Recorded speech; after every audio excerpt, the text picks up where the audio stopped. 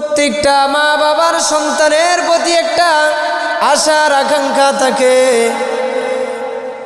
সন্তানকে মা জন্ম দেয়, পেটে নিয়ে ধারণ করে, মা 10টা মাস সন্তানদেরকে পেটে ধারণ করে। মা বাবা সন্তানেরা ভালো মানুষের মতো ভালো মানুষ হবে, এজন্য তারা সন্তান জন্ম দেয়। একটা মা তার সন্তানের জন্য কি পরিমাণ কষ্ট করে। গতকালকের ঘটনা যদি আমি বলি, হয়তোবা চোখ দিয়া কেউ কান্না ধরে রাখতে পারবেন না। একজন মা জানে সন্তানটা কিভাবে দুনিয়াতে আসবে। বর্তমান সময় হচ্ছে সিজারের মাধ্যমেও এটা হয়। মায়েরা জানে সন্তানটা হয়তোবা ডেলিভারির মাধ্যমে হইতে পারে, সন্তানটা হয়তোবা ডেলিভারির মাধ্যমে হইতে পারে, হয়তোবা সিজারের মাধ্যমেও হইতে পারে। কিন্তু জানার পরেও সন্তানটাকে প্রসব করে সন্তান পেটে নেই। কেন নেই জাননি? সন্তানকে এজন্যই পেটে ধারণ করে মা বাবা তাদের বড় আশার আকাঙ্ক্ষা, সন্তান আমাদের আনুগত্য করবে, সন্তান আমাদেরকে মা বলে বাবা বলে ডাকবে, সন্তানদেরকে মাদ্রাসায় পড়াইব, বড় আলেম হবে। মা বাবার বড় আশার আকাঙ্ক্ষা সন্তান বড় আলেম হবে। আমরা যখন দুনিয়া থেকে চলে যাব, আমরা যখন পৃথিবীর জমিন থেকে চলে যাব, আমাদের জানাজা পড়াইবে সন্তানেরা। এই জন্যই তো মাদ্রাসায় দিয়েছে।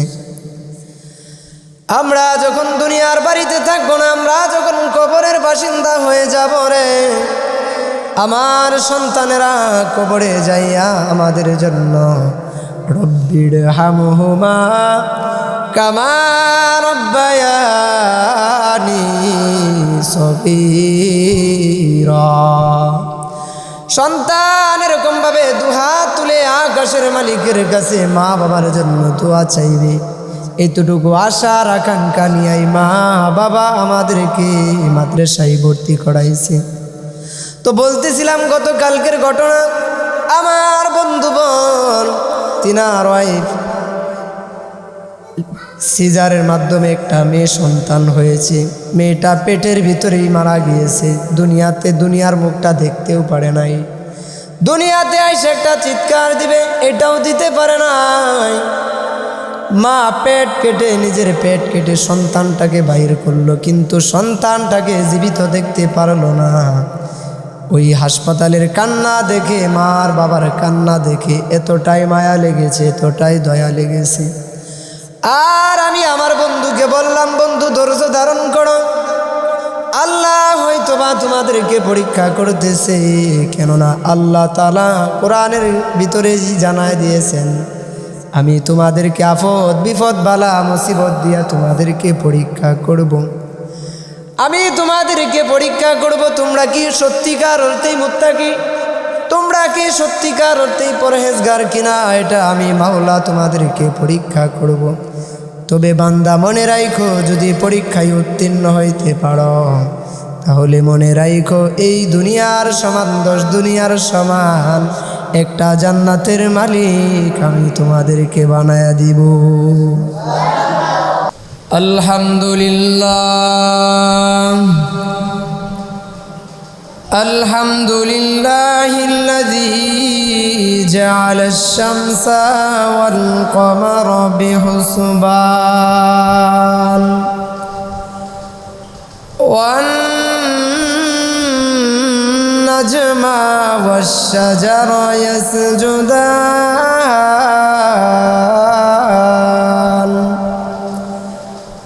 ওয়া ফাদ্দালা জামানান আলা জামান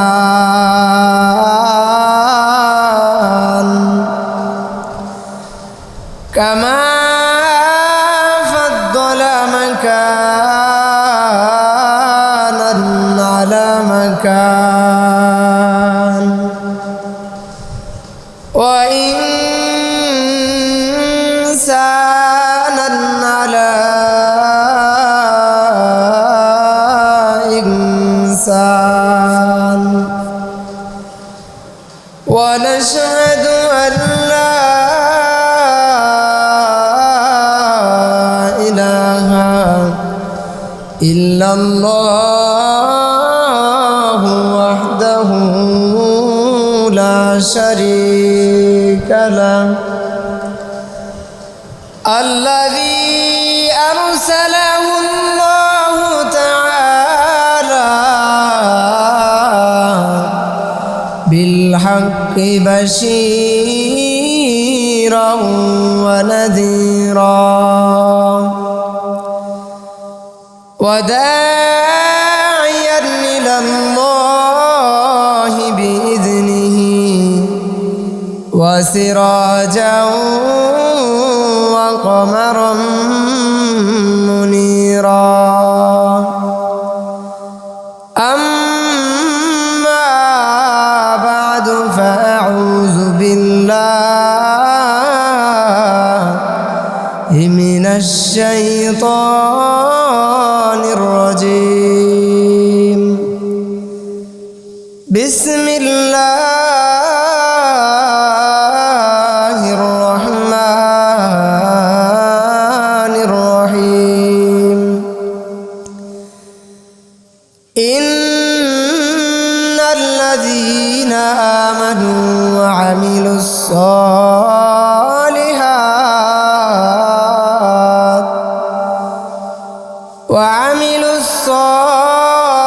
الصالحات كانت لهم جنات الفردوس نزلا وقال النبي صلى الله عليه وعلى آله وأصحابه وبارك وسلم طلب العلم فريضة على كل مسلم صدق الله مولانا العظيم وصدق رسوله النبي الكريم ونحن على ذلك لمن الشاهدين والشاكرين والحمد لله رب العالمين একদিন বাড়িওয়ালার বাড়ি থাকবে বাড়িওয়ালা থাকবে না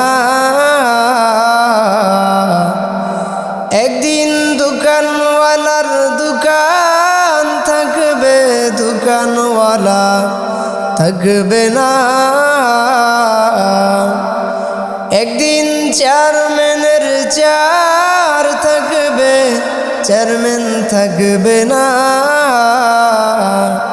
সেদিন থাকবে শুধু ইল্লাল্লাহ লা ইলাহা ইল্লাল্লাহ লা ইলাহা ইল্লাল্লাহ এই কালিমা পড়বে যারা কাজে আসবে মরণ বেলা এই কালিমার রৌশনীতে খবর হবে উজালা লা ইলাহা ইল্লাল্লাহ লা ইলাহা ইল্লাল্লাহ লা ইলাহা ইল্লাল্লাহু মুহাম্মাদুর রাসূলুল্লাহ আলহামদুলিল্লাহ জামালপুর মিরপাড়া কেন্দ্রীয় জামে মসজিদের উদ্যোগে আয়োজিত আজকের এই ইসলামী সম্মিলন উক্ত সম্মিলনের অত্যন্ত শ্রদ্ধাভাজন সভাপতি দামাত বারাকাতুহুম উপস্থিত হযরত মুআজ্জাজ মুকাররম উলামায়ে কেরাম উপস্থিত দুনিয়ার ভিতরে শ্রেষ্ঠ মর্যাদার অধিকারী যারা তালিবে ইলম উপস্থিত এলাকার আমার ভাই ও বন্ধুরা প্রত্যেককেই আমার পক্ষ থেকে আন্তরিক মোবারকবাদ।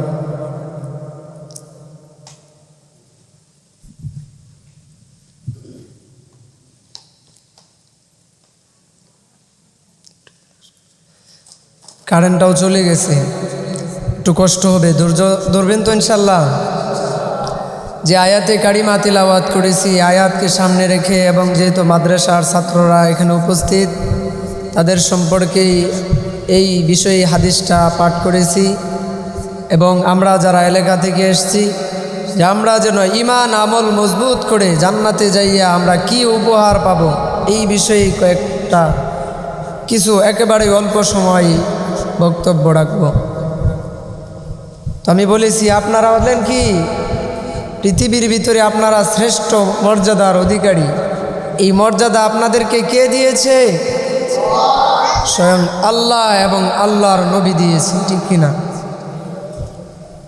নিঃসন্দেহে আপনারা তালিবে ইলম, এখানে মাসুম বাচ্চারাও আছে, যাদের জীবনে কোনো গুনাহ নাই, যাদের আমল নামায় গুনাহ করলেও লেখা হয় না, এমনও বাচ্চারা এখানে আছে, নিষ্পাপ। তো এরা যখন মাদ্রাসার ছাত্ররা, অতএব তালিবে ইলম, ইলম শিক্ষা করতে যারা আসে, মাদ্রাসায় আসে, আল্লাহর নবী বলছে তারা যদি রাস্তা দিয়া চলাফেরা করে তাহলে তাদের পায়ের নিচে নূরের পর বিছায় দেয় ফেরেশতারা। বলি সুবহানাল্লাহ। তাহলে আপনাদের দাম আছে না নাই? এজন্য এই দাম, এই শান মান কে দিয়েছে? আল্লাহ দিয়েছে। এজন্য অবহেলা করা যাবে না। আমরা হচ্ছি দামি। আমরা কি দামি? দামি জিনিস সর্বদাই কোথায় থাকে? উপরে থাকে। দামি জিনিস এটা দামির মতোই থাকতে হয়, ঠিক না? আপনারা হচ্ছেন দামি। অতএব আমরা দামি নবীর দামি উম্মত। আজকের এই যে মাসটা যে চলতেছে, এই মাসটাও বড় দামি মাস। যে আল্লাহ তাআলা ঘোষণা দিয়েছেন 12 মাসের মধ্যে 4টা মাস হচ্ছে আল্লাহ তাআলার কাছে সম্মানিত মাস। এর মধ্যে মুহররম মাস হচ্ছে কি মাস? সম্মানিত মাস। এই দিনগুলাও চলতেছে কি? সম্মানিত দিন। এজন্য দামি সময়ে, দামি মাসে দামিদের কিছু কথা শুনবো ইনশাআল্লাহ। তো ছাত্রদেরকে আগে উদ্দেশ্য করে বলতে চাই, ছাত্র ভাইয়েরা, আমাদের কিছু করণীয় বর্জনীয় আছে, ঠিক কিনা? যেহেতু ছাত্ররা এখানে উপস্থিত,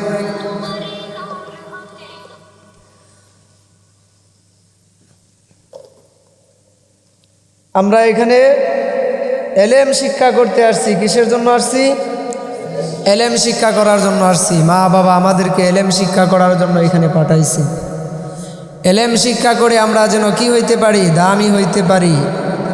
এই এলেম শিক্ষা করে যেন আমি নিজে যেন ভালো হইতে পারি, এবং আমি নিজে তো ভালো হবই, আমার যারা আহাল আছে, আমার এলাকাবাসী যারা আছে, অধীনস্থ যারা আছে, তাদেরকেও আমরা যেন দাওয়াত দিয়ে তাদেরকেও যেন এই লাইনে আনতে পারি। এই জন্যই তো মাদ্রাসায় পড়ালেখা করতেছি। আমাদের মা বাবা আমাদেরকে এখানে কিসের জন্য পাঠাইছেন? ভালো মানুষ হওয়ার জন্য পাঠাইছেন। যদি খারাপ মানুষ হওয়ার জন্য পাঠাইতেন, টাকা পয়সা দুনিয়ার কোনো লোভ থাকতো, তাহলে আমাদেরকে এই মাদ্রাসায় দিত না, স্কুল কলেজ ভার্সিটিতে পড়াইতো। কথা বলেন ঠিক কিনা?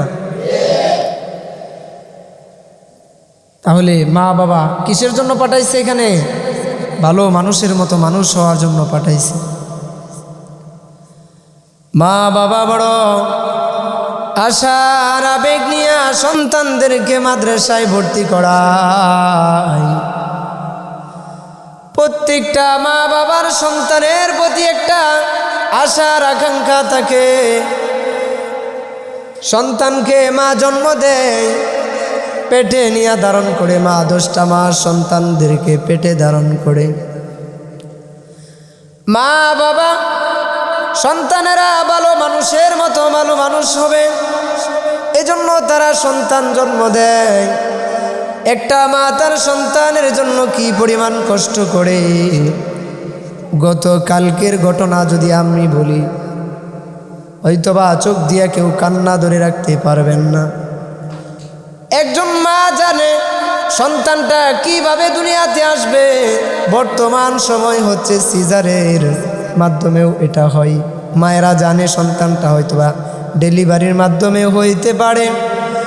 সন্তানটা হয়তোবা ডেলিভারির মাধ্যমে হইতে পারে, হয়তোবা সিজারের মাধ্যমেও হইতে পারে, কিন্তু জানার পরেও সন্তানটাকে প্রসব করে সন্তান পেটে নেই। কেন নেই জাননি? সন্তানকে এজন্যই পেটে ধারণ করে মা বাবা তাদের বড় আশার আকাঙ্ক্ষা, সন্তান আমাদের আনুগত্য করবে, সন্তান আমাদেরকে মা বলে বাবা বলে ডাকবে, সন্তানদেরকে মাদ্রাসায় পড়াইব, বড় আলেম হবে। মা বাবার বড় আশার আকাঙ্ক্ষা সন্তান বড় আলেম হবে। আমরা যখন দুনিয়া থেকে চলে যাব, আমরা যখন পৃথিবীর জমিন থেকে চলে যাব, আমাদের জানাজা পড়াইবে সন্তানেরা। এই জন্যই তো মাদ্রাসায় দিয়েছে। আমরা যখন দুনিয়ার বাড়িতে থাকবো না, আমরা যখন কবরের বাসিন্দা হয়ে যাব রে, আমার সন্তানেরা কবরে যাইয়া আমাদের জন্য রব্বির হামহুমা কামা রব্বায়ানি সগীরা। সন্তান এরকম ভাবে দুহাত তুলে আকাশের মালিকের কাছে মা বাবার জন্য দোয়া চাইবে। এতটুকু আশার আকাঙ্ক্ষা নিয়ে মা বাবা আমাদেরকে মাদ্রাসায় ভর্তি করাইছে। তো বলতেছিলাম গতকালকের ঘটনা, আমার বন্ধুবর তিনার ওয়াইফ সিজারের মাধ্যমে একটা মেয়ে সন্তান হয়েছে। মেয়েটা পেটের ভিতরেই মারা গিয়েছে। দুনিয়ার মুখটা দেখতেও পারে নাই। দুনিয়াতে এসে একটা চিৎকার দিবে, এটাও দিতে পারে নাই। মা পেট কেটে, নিজের পেট কেটে সন্তানটাকে বাইর করলো, কিন্তু সন্তানটাকে জীবিত দেখতে পারলো না। ওই হাসপাতালের কান্না দেখে, মার বাবার কান্না দেখে এতটাই মায়া লেগেছে, এতটাই দয়া লেগেছে। আর আমি আমার বন্ধুকে বললাম, বন্ধু ধৈর্য ধারণ করো, আল্লাহ হয়তোবা তোমাদেরকে পরীক্ষা করতেছে। কেননা আল্লাহ তাআলা কোরআনের ভিতরে জানায় দিয়েছেন, আমি তোমাদেরকে আফত বিপদ বালা মুসিবত দিয়া তোমাদেরকে পরীক্ষা করব। আমি তোমাদেরকে পরীক্ষা করব, তোমরা কি সত্যিকার অর্থেই মুত্তাকি, তোমরা কি সত্যিকার অর্থেই পরহেজগার কিনা, এটা আমি মাওলা তোমাদেরকে পরীক্ষা করব। তবে বান্দা মনে রাখো, যদি পরীক্ষায় উত্তীর্ণ হইতে পারো, তাহলে মনে রাখো এই দুনিয়ার সমান 10 দুনিয়ার সমান একটা জান্নাতের মালিক আমি তোমাদেরকে বানায়া দিব। তাহলে মা বাবা আমাদেরকে কি পরিমাণ কষ্ট করে, মা বাবা যেই পরিমাণ সন্তানদের জন্য কষ্ট করে, পৃথিবীর ভিতরে এরকমভাবে স্বার্থ ছাড়া নিঃস্বার্থে এরকম কেউ ভালোবাসে। এই যে দেখেন, আমরা পড়ালেখা করতেছি, আমাদের কোনো টাকা পয়সার চিন্তা করতে হইতেছে না, কিন্তু মা বাবা মাথার ঘাম পায়ে ফালাইয়া আপনাকে আমাকে টাকা দিয়ে মাদ্রাসায় ভর্তি করাইয়া তারা কষ্ট করতেছে, সন্তানদেরকে কোনো কষ্ট করতে দেয় না, ঠিক কিনা? এজন্য মা বাবার আশার টার্গেট পুরা করতে হবে তো ইনশাল্লাহ। বড় হাফেজ আলেম হইতে হবে, নাজমুস সাকিব, কারি আবু রাইহান এদের মতো বিশ্বজয়ী হাফেজ হইতে হবে। আল্লাহ তাআলা প্রত্যেককেই এরকমভাবে তাদের মতো যারা বিশ্বজয়ী, বিশ্ব রেকর্ড করে, যারা কোরআনের প্রতিযোগিতায় যারা 1 নাম্বার লাইনে চলে যায়, আল্লাহ তাআলা তাদের মতো আপনাদেরকেও কবুল করুক। সকলে পড়ে আমিন। তো মা বাবার কষ্টটা হচ্ছে বলা বাহুল্য। এজন্যই আল্লাহ তাআলা কুরআনুল কারীমের ভিতরে জানায় দিলেন, হামালাতুহু উম্মুহু ওয়াহানান আলা ওয়াহনি ওয়া ফিসাল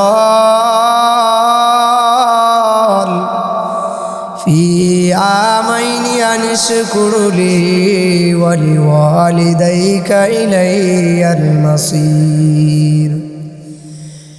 এজন্যই আল্লাহ তাআলা কুরআনুল কারীমের ভিতরে জানায় দিলেন, দুনিয়ার মানুষ ভালো করিয়া শুনিয়া নাও, ও আমার উম্মতেরা ভালো করিয়া শুনিয়া নাও, আমি মাওলার পরে তোমরা যার সবচেয়ে বেশি শুকরিয়া আদায় করবা, আমি মাওলার তো শুকরিয়া আদায় করবাই, তবে আমি মাওলার পরে যার শুকরিয়া তোমরা বেশি থেকে বেশি আদায় করবা, সেটা হচ্ছে তোমার মার, তোমার বাবা।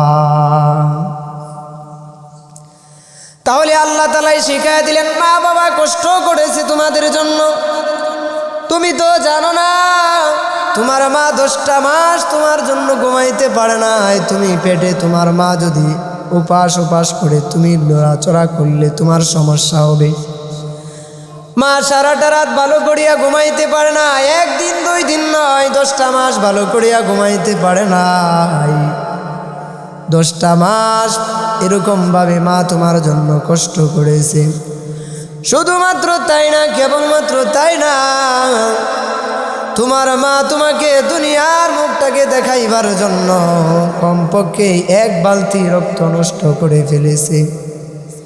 মায়ের স্তন থেকে তুমি আর আমি 36 মণ দুধ পান করেছি। এখন যদি বলা হয় আমরা গরুর গাভীর দুধ বৃদ্ধ বয়সে মা বাবাকে কিনে খাওয়াই কিনা, অনেকেই বলবে কিনেও খাওয়াইতে পারি না গরুর দুধ। অথচ মায়ের স্তন থেকে আর আপনি আর আমি কমপক্ষে 36 মণ দুধ পান করেছি। মা বাবা এত কষ্ট করলেন আমাদের জন্য, স্যাক্রিফাইস করলেন। বাবারটা কি বলবো, বাবা সন্তানের ভবিষ্যৎকে উজ্জ্বল করবার জন্য, সন্তানের লাইফটাকে ভালো করবার জন্য বাবা নিজের যৌবন জীবন সব কিছু ত্যাগ দিয়া আমেরিকায় চলে যায়, লন্ডনে চলে যায়। 10 বছর 15 বছরের জন্য বাবা লন্ডনে আমেরিকায় চলে যায়। কিসের জন্য? সন্তানের লাইফ যেন ভালো হয়, সুন্দর হয়, এজন্য বাবা নিজের জীবন যৌবন শেষ করে দেয় শুধুমাত্র সন্তানের মুখে হাসি ফুটাইবার জন্য। সর্বশেষ দেখা যায় কিছু নালায়েক সন্তানেরা মা বাবার কষ্ট ভুলে যাইয়া সুন্দরী স্ত্রী পাওয়ার পরে দেখা যায় তারা ওই মা বাবাকে দেখভাল করবে তো দূরের কথা, তারা ওই মা বাবাকে দেখাশোনা করবে তো দূরের কথা, ওই মা বাবাকে তাদের সামনেও রাখে না। ওই মা আর বাবাকে তারা বৃদ্ধাশ্রমে পাঠায় দেয়, ঠিক কিনা? এজন্যই আল্লামা তোফাজ্জল হক রহমাতুল্লাহি আলাইহি উনি মা বাবার সম্পর্কে বেশি ওয়াজ করতেন, এটা আমরা সকলেই জানি। উনি মা বাবার বিষয়েও বেশি ওয়াজ করার কারণে সবচাইতে বেশি জনপ্রিয় হয়েছেন, ঠিক না? এজন্য আমরা যখন ইমামতি করি, খতিবগিরি করি, কিছু পার্সোনাল আমাদের কিছু ব্যক্তিগত মুরব্বী আছে যাদেরকে আমরা বেশি মহাব্বত করি, তারা বারবার আইসা বলে হুজুর মার বাবার ওয়াজ করেন, মার বাবার ওয়াজ করেন। মা বাবার ওয়াজ করব, মা বাবা কেনই কমপ্লেইন দেয়? কারণ সন্তানেরা মা বাবার সঙ্গে ভালো আচরণ করে না, এই জন্যই তো এই অবজেশন আমাদের কাছে দেয়, ঠিক কিনা? আমরা সন্তানেরা যদি মা বাবার সঙ্গে ভালো আচরণ করতাম, কোশ্চিনকালেও মা বাবা এমন অবজেশন আমাদেরকে দিত না। তবে আমরা যারা বাবা আছি তাদেরকে আমি বলবো আপনাদেরও কিছু করণীয় আছে, সেই করণীয়টা কি সেটাও বলে দিব। আপনার আর আমার করণীয় হলো সন্তানদেরকে ডাক্তার বানান, ইঞ্জিনিয়ার বানান, কোনো সমস্যা নাই, কোনো আপত্তি নাই। আপনার সন্তান ইঞ্জিনিয়ার হলে আমরা 10 তলা 20 তলা বিল্ডিং করলে আপনার সন্তানের জন্য আমাদের প্রয়োজন পড়বে, ঠিক কিনা? কথা বলতে না করো। আপনার সন্তান যদি ডাক্তার হয়, আমরা যদি অসুস্থ হয়ে পড়ি তাহলে আমাদের খেদমত করতে পারবে। আমরা না করি না, দোয়া করি আপনার সন্তান ডাক্তার হোক, ইঞ্জিনিয়ার হোক। তবে আপনার সন্তানকে আপনি ছোটবেলায় নুরানিতে দিয়া কোরআন শরীফটা সহি শুদ্ধ করিয়া পড়াইয়া সন্তানটার ভিতরে আদর্শ ঢুকাইয়া দেন। ওই সন্তান আদর্শবান হবে। যেই সন্তানটা ছোটবেলায় এরকমভাবে আদর্শবান হবে, খোদার কসম করে বলতে পারে ছোটবেলা থেকে যেই সন্তানটা দিনদারিত্ব বুঝতে পারবে, ওই সন্তানের দ্বারা কখনোই অন্যায়মূলক অশৃঙ্খলমূলক কাজ হইতেই পারে না। কথা বলেন ঠিক কিনা? এজন্য আমাদের মা বাবার করণীয় হলো সন্তানদেরকে ইসলামের শিক্ষা দেওয়া। এই যে এখানে বাচ্চারা, এই যে ছোট ছোট মাসুম বাচ্চারা 3:30 বাজে 4টা বাজে তারা ঘুম থেকে উঠে যায়, পড়ালেখা শুরু করে দেয়। এদের মা বাবা দিন বুঝেছে বিদায়, এরা দিনদারিটাকে বুঝেছে বিদায় এদেরকে মাদ্রাসায় পাঠাইছে। তবে এরকমভাবে আমরা যদি প্রত্যেককেই যদি সন্তানদেরকে যদি এরকমভাবে ছোটোবেলা নুরানি মক্তবে পাঠায় দেই, যদি সন্তানটা কোরআন বুঝতে পারে, কোরআনের ইলম কোরআনের জ্ঞান যদি তার ভিতরে থাকে, খোদার কসম করে বলি ওই সন্তান কখনোই মা বাবার অবাধ্য হইতে পারে না। এজন্য মা বাবা আমাদেরকে মাদ্রাসায় দিয়েছে, তাদের মিশন আমরা পুরা করব ইনশাআল্লাহ। শুধু তাদের মিশন পুরা করব, এজন্য কি করতে হবে? জানতুর মেহনত করতে হবে, যেই মেহনতের কোনো বিকল্প থাকবে না, যেই মেহনতের কি কোনো বিকল্প থাকবে না। এজন্য জানতুর মেহনত করতে হবে, শেষ রাতে কান্না করতে হবে। শেষ রাতে কি করতে হবে? কান্না করতে হবে। শেষ রাতে মানে তাহাজ্জুদের নামাজ পড়ে আল্লাহর কাছে কান্নাকাটি করতে হবে। শেষ রাতে তাহাজ্জুদ পড়ে কান্নাকাটি করে রবের কাছে বলতে হবে, মালিক, ওগো রব্বে মালিক আল্লাহ। এই দোয়াটা সবাই করবেন ইনশাআল্লাহ। এভাবে দোয়া করতে হবে, মালিক আল্লাহ, তুমি যদি আমাকে পছন্দ না করতা তাহলে তোমার এই নবীর গড়ে আমি এক কদম সামনের দিকে আগাইতে পারতাম না। তুমি যদি আমাকে পছন্দ না করতা তাহলে তোমার নবীর গড়ে প্রবেশ করার মতো আমার কোনো যোগ্যতা থাকতো না।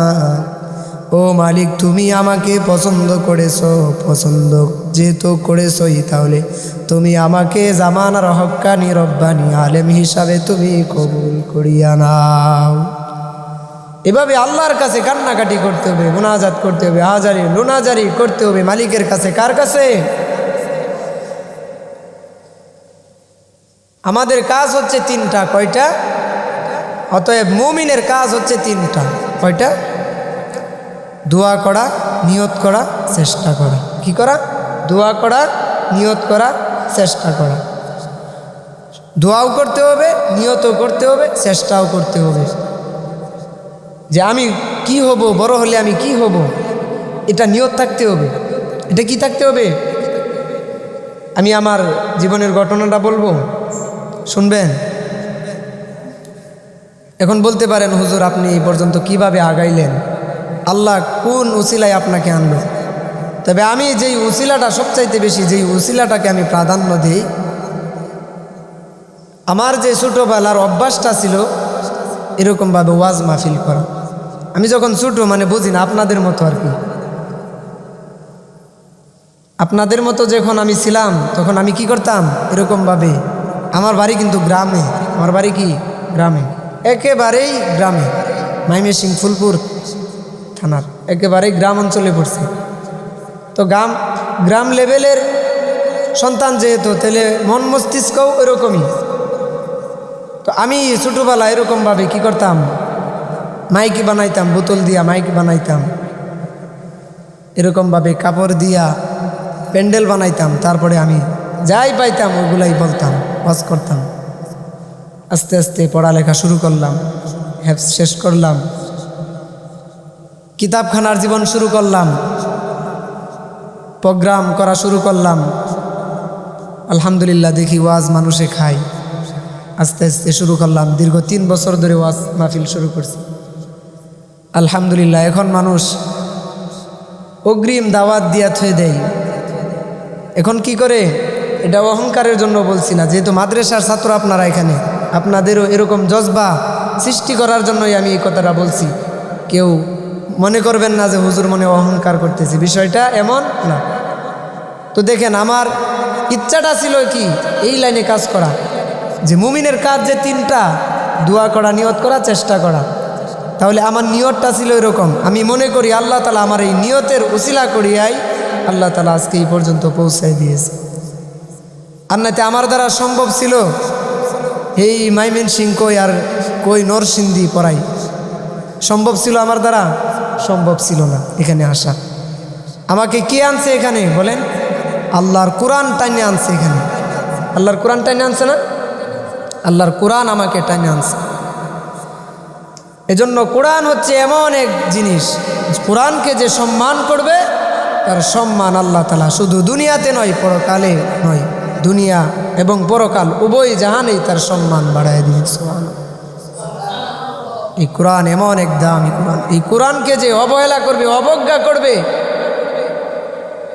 সেই ব্যক্তি দুনিয়ার ভিতরেই লাঞ্ছনা হবে, লাঞ্ছিত হবে দুনিয়ার ভিতরে, পরকালে তো লাঞ্ছিত হবেই, চির লাঞ্ছিত, দুনিয়ার ভিতরেই সে লাঞ্ছিত হয়ে যাবে। এই জন্য এই কোরআন আল্লাহ তাআলা আপনাকে আমাকে দিয়া পড়াইতেছে, আপনি আমি কতটা ভাগ্যবান ভাবতে পারছেন? আল্লাহ তাআলা যদি আমাদেরকে পছন্দ না করতেন, কারো দ্বারা রাখার আমার যোগ্যতা নাই, এই কোরআন যদি আমি আসমানের কাছে রাখি, আমি আসমান আর আসমান থাকবো না, আমি আসমান তামা তামা হয়ে যাইব। এমনভাবে আল্লাহ তাআলা শক্তিশালী পাথরকে বললেন, পাথর অস্বীকার করলো, জমিন অস্বীকার করলো, সর্বশেষ সরকারে দু আলম নবীকে বললেন, ওগো আমার হাবিব, আপনার কাছে আমি আমার কোরআনকে রাখতে চাই। আল্লাহর নবী বলেন, ওগো আল্লাহ, যেই জায়গার ভিতরে আসমান জমিন অস্বীকার গেল, পাহাড় পাথর অস্বীকার করলো, আমি একজন দুর্বল মানুষ হইয়া কিভাবে স্বীকার করি যে এই কোরআন আমি আমার কাছে রাখব? আল্লাহ তাআলা জানায় দিলেন, হাবিব আপনি কোনো চিন্তা করবেন না, আপনি শুধু ধরে রাখেন, কিয়ামত পর্যন্ত এটার জিম্মাদারি আমি মাওলা নিয়ে নিলাম। এই কোরআন আপনার আমার সিনাই, কার সিনাই? এই কোরআন আপনার আমার সিনার ভিতরে এই কোরআন আল্লাহ তাআলাই ঢুকায় দিতেছে। ইন্না নাহনু নাজ্জালনা যিকরা ওয়া ইন্না লাহু লাহাফিজুন। এই কোরআন আল্লাহই নাজিল করেছে, এই কোরআনের হেফাজতের জিম্মাদারির দায়িত্ব স্বয়ং আরশের মালিক আল্লাহই নিয়ে নিয়েছে। সুবহানাল্লাহ। এজন্য আমাদের বাচ্চাদেরকে কি করব? কোরআন শিক্ষা দিব। এই দামি ছেলেরা, এই দামি বাচ্চারা কতটা দামি, এটা আমরা এখানে বুঝে আসবে না। যেদিন একজন হাফেজের মাথায় যখন নূরের মুকুট পরায়া দেওয়া হবে, হাফেজের মা বাবার মাথায় যখন নূরের মুকুট পরায়া দিবে, হাফেজকে যখন বলা হবে, হাফেজ তোমাকে আমি ৬,০০০ মতান্তরে ৬৬ অথবা ৬৭ আয়াত তোমার সিনার ভিতরে দিয়েছিলাম, এক একটা আয়াত তুমি পড়তে থাকো আর একতলা করে অতিবাহিত করতে থাকো। হাফেজরা যখন কিয়ামতের ময়দানে জান্নাতে ৬,৬৬৬ তালায় যেয়া পৌঁছবে, তখনই বুঝে আসবে যে দুনিয়াতে আমরা উত্তম ছিলাম নাকি আমরা নিকৃষ্ট ছিলাম, দুনিয়ার ভিতরে আমরাই উত্তম ছিলাম নাকি যারা সরকারি চাকরি করেছে সেটা আমি বলবো না, যারা দুনিয়াটাকেই কামাইছে তারা উত্তম ছিল নাকি আমরা উত্তম ছিলাম, এটা এখন আমাদের বুঝে আসবে না, ওই দিনই আমাদের কি আসবে? বুঝে আসবে। এজন্য সময় থাকতে সময়ের কি দিতে হবে? কদর দিতে হবে। এজন্য বাচ্চাদেরকে কোরআন শিক্ষা দিতে হবে। অনেক সরকারি কর্মকর্তা আছে যারা ছোটোবেলায়, এদের ব্যাকগ্রাউন্ড জানতে গেলে দেখা যায় ছোটোবেলায় এরা মাদ্রাসায় পড়ালেখা করছে, নুরানিতে পড়ছে, মক্তবে পড়ালেখা করছে, আর এখন সরকারি কর্মকর্তা হইয়াও পুলিশ এরকমভাবে র্যাব বিডিআর সেনাবাহিনী হওয়ার পরেও দাড়ি কাটে নাই, হারাম খায় না, ঘুষ খায় না, অন্যায়মূলক আচরণ করে না, এমনও সরকারি কর্মকর্তা আছে না নাই? এদের ব্যাকগ্রাউন্ড যদি জানেন, পরিচয় একটাই, এদের মা বাবা এদেরকে হালাল খাওয়াইছে, ছোটোবেলা মক্তবে পড়াশোনা করাইছে। এজন্য এটার লাভ হচ্ছে এটা, ছোটোবেলা যদি সন্তানদেরকে দিনদারি শিক্ষা দেয় তাহলে এটার লাভ কি? এটার লাভ হচ্ছে এটা, সন্তানেরা কখনোই কি হবে না? অন্যায়মূলক কাজ করবে না। এজন্য যেই নসিহতটা আমি আপনাদেরকে করতে চাই, আপনারা দামি মানুষ, আপনাদের সামনে কথা বলার আল্লাহ তাআলা আমাকে কোন উসিলায় বসাইছে এটা মালিকই ভালো জানে। আমি অদম গুনাহগার বান্দা, তবে আপনাদেরকে একটা কথা বলে যাই, এই এলেম শিক্ষা করতে হবে একমাত্র মালিককে খুশি করার জন্য। কাকে খুশি করার জন্য? একমাত্র মালিককে খুশি করার জন্য এই এলেম হাসিল করতে হবে। তাহলে দুনিয়াও পেয়ে যাব, আখিরাতও পেয়ে যাব। এই এলেমটা শিক্ষা করব উস্তাদের কাছ থেকেই তো আমরা শিক্ষা করতেছি, ঠিক না? উস্তাদদেরকে সম্মান করতে হবে। উস্তাদদেরকে কি করতে হবে? সম্মান করতে হবে, মেহনত করতে হবে। কি পরিমাণ মেহনত করতে হবে, যেই মেহনতের কোনো বিকল্প নাই। একটা ঘটনা মনে পড়ছে, বলবো নি? আল্লামা হযরতে সাদউদ্দিন তাফতাজানী রাহমাতুল্লাহি আলাইহি, যিনি শরহে বেকায়া জামাতের ভিতরে একটা কিতাব আছে মুখতাসারুল মাআনি কিতাব, তিনি ওই কিতাবের মুসান্নিফ আল্লামা সাদউদ্দিন তাফতাজানী রাহমাতুল্লাহি আলাইহি কেমন মেহনত করেছেন, এই মেহনতের কথা যদি আপনাদেরকে বলি, হয়তোবা কেউ শিক্ষা গ্রহণ করবে, হয়তোবা কেউ গ্রহণ করবে না, তবে অবশ্যই আপনাদের মনের ভিতরে, দিলের ভিতরে ধাক্কা লাগবে যে আল্লামা সাদউদ্দিন তাফতাজানী রাহমাতুল্লাহি আলাইহি মেহনত করার কারণে আল্লাহ তাআলা তাকে কেমন এলেমের অধিকারী বানায়া দিলেন। কিতাবখানার ভিতরে কঠিন যেই জামাতটা, সেই জামাতটার নাম হচ্ছে শরহে বেকায়া জামাত। শরহুল বেকায়া ওই জামাতটাই সবচাইতে হাট। আর ওই জামাতের ভিতরে একটা কিতাব আছে মুখতাসারুল মাআনি, এমন একটা কঠিন সংক্রান্ত কিতাব। ওই আল্লামা সাদউদ্দিন তাফতাজানী রাহমাতুল্লাহি আলাইহি তিনি তার মুসান্নিফ হয়ে গেলেন। কিভাবে হয়ে গেলেন? এমন মেহনত করতেন, ছাত্র বয়সে তিনি তেমন পড়ালেখা পারতেন না। আমাদের মাঝে অনেকে আছে কোরআন শরীফ নিয়ে জপতেই থাকে, কিন্তু পড়া মুখস্থ হয় না। এমনও ছাত্র আছে না নাই? কিন্তু অনেক পড়ে, শেষে যাইয়া দেখা যায় ওই ছাত্রটাই জীবনে ভালো কিছু করতে পারে। এমনভাবে আল্লামা সাদউদ্দিন তাফতাজানী রাহিমাহুল্লাহ এমন মেহনত করতেন, কিন্তু পড়া তেমন পাইতেন না। হঠাৎ একদিন ঘুমের ঘোরে স্বপ্নে দেখে কে যেন আওয়াজ দেয়, ওগো সাদ, যাও যাও আমরা ঘুরে আসি। আল্লামা সাদউদ্দিন তাফতাজানী রাহমাতুল্লাহি আলাইহি বলে, আমি এমনিতেই পড়া পাই না, এখন যদি আমি ঘুরতে যাই তাহলে আমি পড়া কিভাবে পাবো? তাহলে তো আরও পাবো না। তখন এরকমভাবে চলে গেল ব্যক্তিটা। আবার আসলো, আবার আয়সা একই কথা বলতেছে, সাদ চলো যাই, ঘুরতে যাই, সবাই ঘুরতে যাইতেছে, চলো তুমিও। আল্লামা সাদউদ্দিন বলে, না না না না, এই বয়স আমার পড়ালেখার সময়, এখন আমার পড়ালেখার টেবিলে থাকার সময়, এখানে আমি ঘুরে সময় কাটাইব না, ঘোরার জন্য অনেক সময় আছে। এরকমভাবে আল্লামা সাদউদ্দিন তাফতাজানী রাহমাতুল্লাহি আলাইহিকে তিনবার বলার পরে সর্বশেষ আয়সা বলে, ওগো সাদ, সরকারে দো আলম নবী হযরতে মুহাম্মদুর রাসূলুল্লাহ সাল্লাল্লাহু আলাইহি ওয়াসাল্লাম তোমাকে ডাকতেছি। সুবহানাল্লাহ। আল্লামা সাদউদ্দিন তাফতাজানী রাহমাতুল্লাহি আলাইহি টুপি ছাড়াই, স্বপ্নের ভিতরে টুপি ছাড়া, জুতা ছাড়াই দৌড়াইয়া গেলেন। আল্লাহর নবীর কথা শুনেই দৌড়াইয়া গেলেন। যাই দেখে আল্লাহর নবীকে স্বপ্নে যুগে সালাম দিলেন, আসসালামু আলাইকুম ইয়া রাসূলুল্লাহ ইয়া হাবিবাল্লাহ। আল্লাহর নবী সালামের জবাব নিলেন। জবাব নেওয়ার পরে সাদকে ডাক দিয়া বলতেছে, ওগো সাদ, ওগো আমার মহাব্বতের বাবা, ওগো আমার উম্মত সাদ, তোমাকে তিনবার খবর পাঠাইলাম, তুমি আসলা না। বলে, ওগো আল্লাহর নবী, তিনবার কিন্তু আপনার কথা বলে নাই যে আপনি ডাকতেছেন। সর্বশেষ যখন আপনার কথা শুনতে পাইলাম, আমি সাদ আর বসে থাকতে পারলাম না, সঙ্গে সঙ্গে আমি দৌড়ে চলে এলাম। আল্লাহর নবী বলতেছে, এখন তুমি কেন আসলা না? এত এই তিনবার খবর দেওয়ার পরেও তুমি কেন আসলা না? আল্লামা সাদউদ্দিন তাফতাজানী রাহমাতুল্লাহি আলাইহি ডাক দিয়া বলে, ওগো আল্লাহর নবী,